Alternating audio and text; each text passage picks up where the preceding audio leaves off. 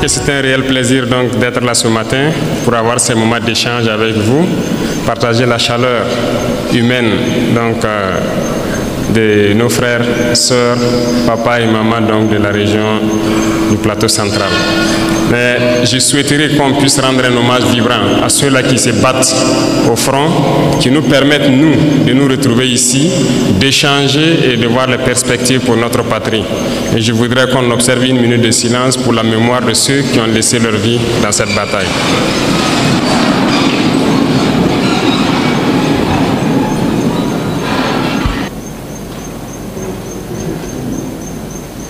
Je vous remercie.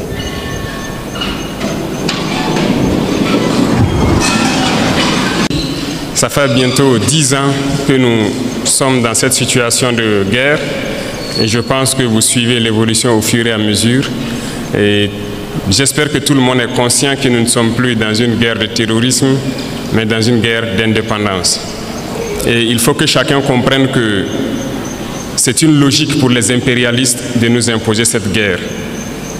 Normalement, chaque leader, chaque dirigeant devrait se battre pour son pays. C'est une logique. Ils se battent pour leurs intérêts et nous devons nous battre aussi pour nos intérêts. Si nous arrivons à nous développer, à prospérer, ce qui veut dire que là-bas, ils ne pourront pas se développer. Ils vont devoir régresser. Si nous arrivons à transformer demain nos matières premières, ça veut dire que là-bas, des usines vont fermer. Est-ce que vous comprenez la logique ? Donc c'est normal qu'ils se battent pour mélanger notre société, pour nous maintenir dans cette guerre constante et qu'on ne puisse jamais réfléchir un jour se développer. Et là, ils continueront à se développer eux et nous serons toujours là à exporter vers eux nos matières premières et notre jeunesse en train de souffrir dans la misère, chercher à traverser l'océan pour aller mendier là-bas. Donc, ils sont dans leur logique de protéger leurs intérêts, de la mauvaise façon certes, mais nous, notre devoir c'est de nous battre pour nous affranchir et nous sortir de cette situation. Voilà pourquoi donc, je profiterai donc de ce mois béni où chrétiens et musulmans se retrouvent donc en mois de carême. Souhaiter un bon mois de carême à tous et que Dieu exauce les prières des uns et des autres. Aussi que chacun puisse à son niveau vraiment profiter de ce mois pour changer de paradigme vis-à-vis de ses voisins, de tous ceux qui nous entourent. Et je souhaite que les leaders religieux, ici au Burkina Faso, profitent de ce mois aussi pour prêcher, voilà, je dirais la bonne parole, pour prêcher vis-à-vis de ceux-là, ces égarés qui tiennent les armes dans la brousse et qui tuent, parce que certains tuent et ils pensent qu'ils tuent au nom de la religion. Il faut que les leaders religieux puissent donc ensemble faire beaucoup de déclarations, beaucoup de prêches pour les faire comprendre que ce n'est pas de la religion. Pourquoi je le dis? Parce que je pense que beaucoup d'entre vous ont des frères ou des sœurs qui sont FDS, qui sont dans la brousse. Il est quasiment impossible aujourd'hui de prendre une base terroriste et ne pas trouver des livres coraniques ou autre chose. Ça veut dire que, donc je pense que par la parole, vous pouvez les atteindre. Il faut faire beaucoup de déclarations, beaucoup de prêches pour les faire comprendre que ça, ce n'est pas de l'islam. C'est tout sauf de l'islam. On n'a jamais dit de tuer. Et nous irons plus loin même. Nous allons demander bientôt donc aux leaders de l'islam, donc du monde entier aussi, de nous joindre dans ce combat-là. Avoir des déclarations claires, franches, pour inviter tous ceux qui sont là à tuer au nom de l'islam, que ce n'est pas de l'islam. Normalement, c'est une religion de paix, de solidarité, voilà, d'entraide. Il n'y a pas de raison que quelqu'un tue au nom de l'islam et qu'on ne puisse pas le dire qu'il est sur le mauvais chemin. Plusieurs opérations sont en cours, nous sommes en phase de consolidation et nous poursuivons nos manœuvres jusqu'à nos frontières. Dans quelques jours, vous serez bien sûr au courant de tout ce qui a pu être récupéré et nous allons nous implanter dans ces zones pour toujours. Nous n'allons pas reculer, nous allons récupérer la totalité de notre territoire. Et cela va se passer donc, cela va se passer de façon progressive. Il y a peut-être des régions qui sont aujourd'hui, qui semblent ne pas voir certains actes, mais la guerre c'est de manière évolutive. Nous allons blanchir totalement des zones et arriver au fur et à mesure.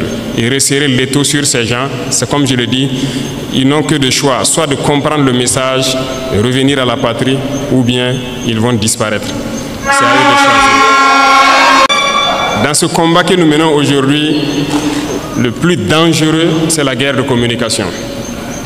Et je pense que ce n'est pas la première fois. Et aujourd'hui, je pense que les Burkinabés, les Africains doivent avoir compris qu'est-ce que c'est que la guerre de communication. Malheureusement ou heureusement pour nous, l'impérialisme, comme disait Thomas Sankara, est un mauvais élève. Un très mauvais élève parce que vous avez beau le chercher de la classe, il va revenir avec les mêmes méthodes. Ils ne peuvent pas changer. Et souvent, ça devient du ridicule. Quand vous prenez aujourd'hui les médias impérialistes, vous voyez ce qu'ils publient. Ils ont procédé par la même méthode pour mettre le feu au Rwanda, par la même méthode pour détruire le Soudan, par la même méthode pour détruire l'Afrique. Ça ne va pas prendre. Et aujourd'hui, je pense que vous êtes bien conscients, ils sont très forts dans manipuler l'information, créer du faux tout autour. Et tenez-vous bien, ces mêmes médias, je le dis aujourd'hui haut et fort, surtout Jeune Afrique, nous ont courtisés au tout début, 2022-2023. Ils sont passés par plusieurs canaux pour nous aborder, pour nous faire payer et laver notre image, comme ils le disent. Nous avons refusé, ils ne peuvent pas le nier parce qu'on a les preuves chez nous. Ils ont envoyé des gens, c'est comme ça qu'ils fonctionnent. Et beaucoup de chefs d'État tombent dans leur piège, ils versent de l'argent chaque mois pour qu'on publie des articles pour laver leur image. Non, c'est dangereux. Ils ne vivent que de ça. Vous payez l'argent, ils mentent, ils lavent votre image. Vous refusez, ils mentent pour détruire votre image. Mais toute l'Afrique doit être mise au courant. Et si l'Africain veut évoluer, c'est d'arrêter d'écouter ces médias mensongers. Parce que tant que vous serez là à écouter une mauvaise information, ça finit par devenir une réalité. Et c'est très dangereux pour nous. La désinformation bat son plein. À notre niveau, on vit ça tous les jours. Et je dis chaque fois aux gens de faire très attention. Tout ça pour diviser, pour mieux régner. Donc, il faut que tout un chacun à son niveau puisse, en tout cas, percevoir les manœuvres de l'impérialisme, pouvoir conseiller l'autre et qu'ensemble nous restons unis pour construire notre pays. Nous, notre mission, c'est cela. Et nous allons construire le Burkina Faso. Le Burkina Faso sera ce qu'ils n'ont jamais rêvé de voir. L'Afrique doit se réveiller, l'Afrique doit quitter ces situations de conflit. On nous a assez manipulés, on nous a assez mis en conflit les uns contre les autres pour nous piller. Aujourd'hui, au Burkina Faso, ils ont une certitude. Le terrorisme, c'est presque fini. Qu'est-ce qu'il faut faire? Soit créer une rébellion ou créer une guerre civile. C'est ça. Et ils sont dans la manœuvre pour ça. On les attend. Et il faut que chacun à son niveau fasse attention parce que si les gens se laissent manipuler, on va les aligner, on va les allumer comme les autres aussi. La manipulation ne doit pas passer. On a un objectif à atteindre, on va atteindre l'objectif. C'est la mission qui nous est assignée actuellement. Et je vais inviter donc tout un chacun à prendre ça en considération parce que l'impérialisme a plusieurs visages. On parle des impérialismes qui sont hors du continent, mais il y a des impérialistes au Burkina Faso ici. Quand il s'agit de dire certaines choses crûment, il faut le dire. Ça va faire mal, on va se demander pardon, mais il faut qu'on se dise la vérité pour pouvoir avancer. Il y a des gens au Burkina Faso qui ne veulent pas voir les autres évoluer. Il y a des gens qui veulent rester eux seuls au sommet. Non. Nous avons décidé de rendre l'État un peu plus fort et de partager les richesses. Parce que l'intoxication a commencé déjà quand on a commencé à mettre en place l'initiative Faso Mebo. Beaucoup d'entrepreneurs ont commencé à intoxiquer la jeunesse et tout ça. Non. Nous, on a donné des marchés. On a donné des marchés de route, non? On est à quel niveau? Les taux d'exécution, pour la plupart, ce n'est pas bon. Le ministre a fait dernièrement une sortie, une tournée. Vous avez tous suivi à la télé. Ça ne va pas trop. C'est lent. On demande aux gens de s'unir. Nous-mêmes, on a essayé de mettre des gens en groupement. Ils ne veulent pas travailler en groupement. Ça veut dire qu'on les unit d'une manière ou d'une autre pour qu'ils puissent aller vite. Nous, on ne va pas attendre les caprices des uns et des autres et que le Burkina doit se développer dans 500 ans, 1000 ans. Non. Nous, c'est dans 5 ans, on veut voir des trucs assez significatifs. Donc, si vous vous unissez, vous aurez plus d'équipement et vous pourrez travailler plus efficacement. Résultat de course, on est en train d'équiper l'ONBA, la Sonater. Voilà que tout de suite, les gens demandent l'eau. On est obligé de faire nos barrages nous-mêmes, curer ce qui est là et creuser des points de nous-mêmes. Voilà pourquoi on a payé les équipements pour équiper l'ONBA. Ils sont déjà à Eredougou sur la route de Bobo pour faire les premiers barrages. Deuxième chose, ce sont les banquiers. Aujourd'hui, ça nous revient encore beaucoup que beaucoup de banquiers refusent d'accompagner ceux qui gagnent des marchés de l'État et tout ça.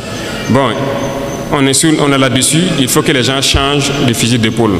Parce qu'il y a un banquier dans la salle, je ne sais pas, hein. Il n'y en a pas, d'accord. Donc vous les rapporterez, les banquiers. Il faut que ça change, parce que beaucoup de banques fonctionnent avec l'argent de l'État. On a demandé aux banquiers de rétrocéder une partie, donc c'est ce qu'on appelle les dépôts à terme, les DAT. Ce sont les sociétés d'État qui déposent leur argent dans les banques. On veut notre argent pour faire du travail. Les gens trouvent qu'ils ne peuvent pas donner l'argent parce que ça va affaiblir leur banque. Mais chaque année, les banques ont réalisé tant de milliards d'intérêts nets. L'autre jour à la télé, j'ai regardé une banque qui fait aussi des milliards d'intérêts et ils se partagent. Non. Soit on se comprend vraiment autour d'une table, ou bien nous on va passer à une autre méthode. Et ce matin, je tenais à faire cette déclaration pour que vous compreniez que la bagarre qui va commencer, la poussière va se soulever comme on aime le dire. Mais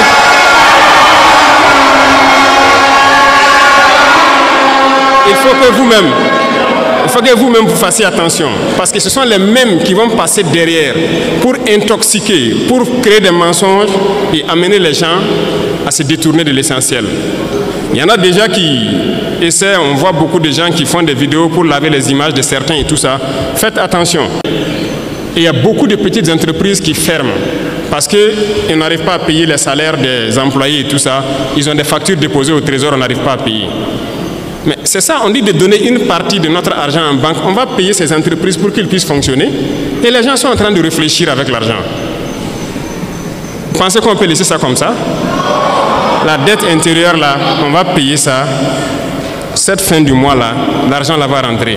On a demandé juste un pourcentage. Ce n'est même pas tout l'argent qu'on veut retirer. C'est un pourcentage qu'on a demandé pour le faire. Et ça réfléchit beaucoup. Certaines banques ont répondu, félicitations à eux, mais la plupart des banques n'ont pas transféré l'argent jusqu'à aujourd'hui. C'est un message que je tenais à les lancer. On a donné fin mars, c'est fin mars. Si fin mars, les 25% ne sont pas là, on va passer à autre chose. Vous êtes prévenus et que la manipulation ne doit pas continuer. Parce que ce sont généralement ceux qui sont victimes de ça, ce sont les couches les plus pauvres en fait, du pays. Il est employé dans une petite entreprise, il a peut-être son 50 000, son 100 000 par mois. Son patron a déposé des factures au trésor, il n'arrive pas à avoir l'argent. Lui, il va perdre son emploi, toute sa famille souffre, pendant que d'autres sont en train de faire des milliards d'intérêts par mois ou par an. Non, ça ne va pas marcher. Donc, il faut se préparer. C'est un autre front qui s'ouvre. Il y aura toutes les manipulations possibles. Mais restez serein, il faut qu'on avance. Ceux qui veulent importer quelque chose au Burkina, allez-y au ministère, ils vont vous donner les papiers. Il n'y a pas de deal. Si vous partez là-bas et que quelqu'un dit de payer quoi que ce soit, venez à la présidence même vous plaindre. Il y a un bureau là-bas pour ça. Et on va voir celui qui a demandé l'argent là. Donc, il n'y a pas de deal encore pour avoir une autorisation spéciale d'importer. C'est limpide, c'est clair. Il faut le faire. Ceux-là aussi qui importent, qui viennent cacher aussi dans les magasins pour qu'il y ait l'inflation, je vous en prie, dénichez-les et dites-les d'arrêter. On ne paye pas venir cacher, attendre qu'il y a le manque pour sortir et puis mettre des prix assez élevés. Ils n'ont qu'à arrêter ça. Je pense que le ministère a lancé pour dénicher les magasins que les gens ont construits dans les non-lotis là, pour stocker. Ah, si on prend là, on va vendre gratuitement et verser au trésor. C'est ce que j'ai donné comme instruction. Donc, déclarer les magasins et on va avancer. Donc, je compte sur vous, messieurs les opérateurs économiques, pour que, au sein de vous, que vous vous conseillez et que ce genre de situation-là n'arrive pas. Les gens retiennent. Ils attendent qu'il y ait le besoin et maintenant ils sortent, ils mettent un prix pour avoir... Ça, c'est même pas bon. C'est pas bon. Je ne pense pas que c'est une fortune que Dieu va bénir. Il faut qu'on fabrique beaucoup de choses sur place. Moi, je suis persuadé que ce soit tricycle électrique ou motorisé, on peut fabriquer. Donc, on veut donner de l'espace à nos jeunes talents pour s'exprimer. En fait, on est en train de vouloir construire un grand centre où on va faire passer des gens et les accompagner pour s'installer. Et ce sont des gens qui vont voir tout ce que nous consommons au quotidien. Qu'est-ce qu'on peut fabriquer au Burkina? Et je sais qu'il y en a des talents un peu partout au Burkina. L'application sera lancée dans peu de temps pour que les jeunes talents s'inscrivent.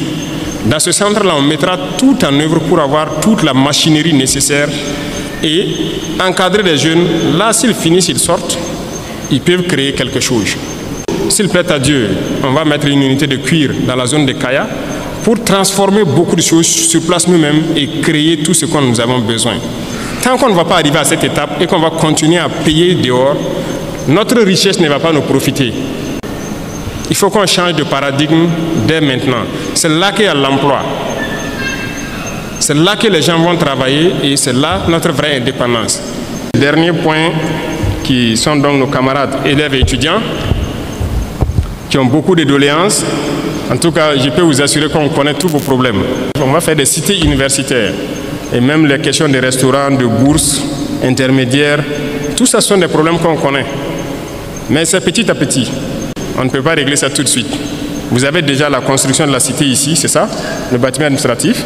On espère que l'année prochaine ou plus tard, on va lancer les cités universitaires, agrandir les capacités des restaurants universitaires, augmenter le nombre de plats et pour finir la question des bourses.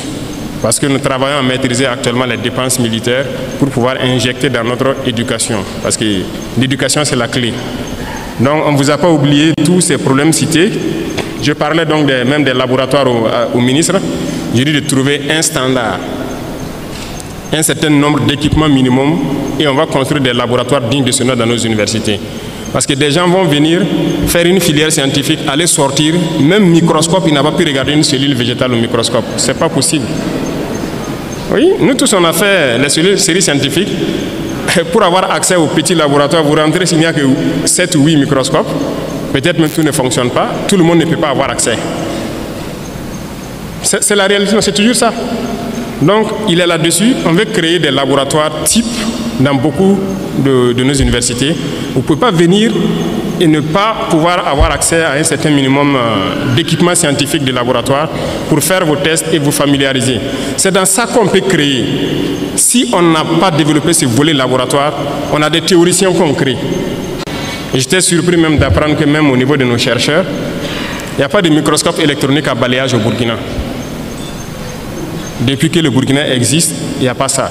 Et j'ai demandé au ministre, j'ai dit, mais comment vous faites donc la recherche? On est obligé d'aller à l'extérieur, louer des laboratoires, payer de l'argent pour faire. Pendant que le microscope électronique à balayage, je ne pense pas que ça coûte le milliard. Et comment on ne peut pas le faire? Actuellement, on est en train de payer ça pour installer au Burkina, pour qu'on puisse faire tout sur place ici. Donc, j'espère que d'ici là, tout ça sera opérationnel et que ça puisse profiter donc, aux étudiants même, aux chercheurs, aux scientifiques, pour pouvoir avancer dans leurs recherches. Les salles informatiques et tout ce qui s'ensuit. Donc, on va voir tout ce qui est possible. Le ministère même avait déjà lancé pour acquérir un certain nombre d'ordinateurs pour que les étudiants puissent avoir les salles de façon bien équipées. Et c'est fait avec le Burkinabé, c'est ça? Il y a une unité burkinabé qui fabrique des ordinateurs. Donc, on a fait une convention la dernière fois pour pouvoir payer beaucoup d'équipements avec lui et équiper nos centres universitaires. Et vous aurez donc accès normalement à ces salles-là pour que vous puissiez faire vos recherches. Et l'Internet, je pense que ça, c'est en train de s'améliorer dans beaucoup d'universités. L'Internet est là maintenant pour les recherches. On peut aller vite et très bien dans la guerre et dans le développement. Nous avons foi. Nous ne perdons jamais espoir. Nous sommes vraiment très confiants. Et tant qu'on vous voit motivé, mobilisé, c'est notre carburant comme ça. On ne se fatigue jamais. On va continuer d'avancer dans ce sens-là. Et je disais donc à tous les ministres, j'ai dit de serrer la ceinture. Depuis qu'on est là, il n'y a pas de vacances gouvernementales. Ça travaille 24 sur 24. L'ALT aussi, c'est ça. Il n'y a pas de vacances pour que des députés aillent se coucher au village.